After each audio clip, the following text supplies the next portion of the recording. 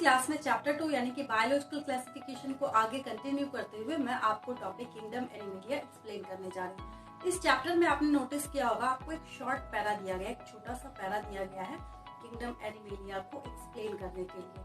इसका रीजन ये है कि आपको आपकी बुक ने already chapter 4 that is animal kingdom दे रखा है for detailed explanation of kingdom animalia. ठीक है, तो यहाँ पे ये जो शॉर्ट पैरा है आपको किंगडम एनिमेलिया के कंप्लीट फीचर्स के बारे में बताने जा रहा है। कंप्लीट फीचर्स का क्या मतलब है, जो ओवरऑल सबके लिए क्या है, कॉमन है। ठीक है, तो ये एक इंट्रोडक्शन की तरह भी आप समझ सकते हैं किंगडम एनिमेलिया के लिए, और ये काफी आसान और इजी लगता है बच्चों को। उसका सबसे बड़ा रीजन ये है कि आप खुद ही किसको बिलोंग करते हैं, किंगडम एनिमेलिया को। ठीक है, तो जब आप इसको समझना स्टार्ट करते हैं तो सबसे पहली चीज जो आपके दिमाग में आती है वो यही है कि all the members of kingdom animalia are heterotrophic.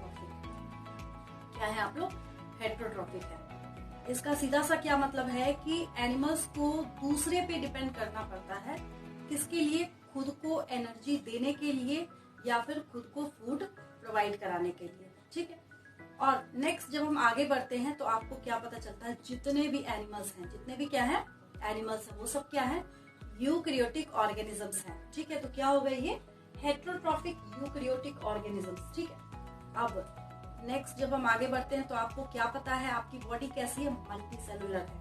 कैसी है, मल्टी सेलुलर है। तो ये देखते हुए इन सबको कहाँ प्लेस किया गया है किंगडम एनिमेलिया में, कि इसमें हम वैसे मेंबर्स को प्लेस करेंगे जो कैसे होंगे, मल्टी सेलुलर होंगे। ठीक है, और जब आपसे पूछा जाता था what are the differences between plant cell and animal cell, तो आप वहाँ पे पहला पॉइंट लिखते थे, plant cells contain cell wall but animal cells lack cell wall. यानी कि एनिमल सेल्स के पास सेल वॉल नहीं होगा, लैक सेल वॉल। ठीक है, अब नेक्स्ट जब हम आगे बढ़ते हैं तो ये आपको पता है ऑलरेडी कि आप जितने भी एनिमल्स को देखते हैं आप उसको कैसे पहचानते हैं, उसके पर्टिकुलर शेप से।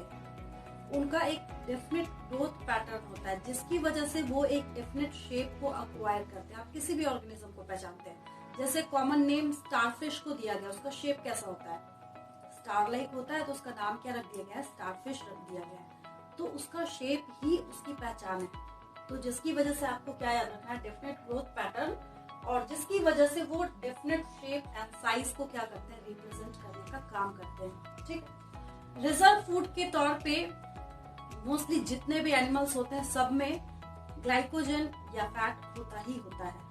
आपने गुस्से में अपने घर में बोला कि आज मैं खाना नहीं खाऊंगा या खाना नहीं खाऊंगी। ठीक है, बट आपको कोई फर्क नहीं पड़ता। फर्क नहीं पड़ने का मतलब है कि जब कोई व्हीकल आप चला रहे होते हैं, उसमें पेट्रोल डीजल जिस चीज की भी रिक्वायरमेंट हो, वो जहाँ खत्म हो वहीं पे स्टॉप हो जाता है। बट ऐसा आपकी बॉडी या हमारी बॉडी के साथ नहीं होता। इसका रीजन ये है कि कुछ ना कुछ आपकी बॉडी में जरूर है जो आपको रिजर्व फूड की तरह क्या कर रहा है, एनर्जी प्रोवाइड करने का काम कर रहा है, क्योंकि आपने क्या रखा हुआ स्टोर करके, ग्लाइकोजन को स्टोर करके रखा हुआ है। ठीक है, then most of them are capable of locomotion.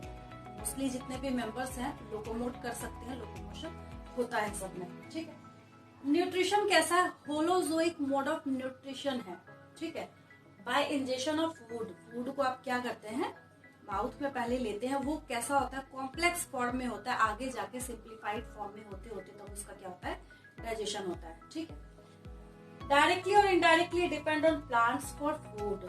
जितने एनिमल्स हैं वो डायरेक्टली या फिर इनडायरेक्टली किस पे सर्वाइव करते हैं या फिर किस पे डिपेंड करते हैं, प्लांट्स के ऊपर। कोई अगर बोले भाई मैं तो नॉन वेज खाता हूँ, तो वो कहाँ से बना है, उसकी बॉडी कहाँ से बनी है, उसकी बॉडी बनी है प्लांट्स के ऊपर सर्वाइव करने से। तभी मैंने यहाँ पे बोला डायरेक्टली और इनडायरेक्टली। ठीक है, सेक्सुअल रिप्रोडक्शन की जब यहाँ पे बात की जाती है तो मेल एंड फीमेल में पॉपुलेशन के बाद जाइगोट फॉर्म होने के बाद आगे फर्दर क्या होगा, एम्ब्रियोलॉजिकल डेवलपमेंट होगा। पता है आपको, वही चीज मैंने यहाँ पे लास्ट पॉइंट में लिख रखी है। ये कुछ कॉमन फीचर्स थे किंगडम एनिमेलिया में, आपने अभी भी सीखा है, आपको आगे भी जाके सुनने को, देखने को, समझने को मिलेगा।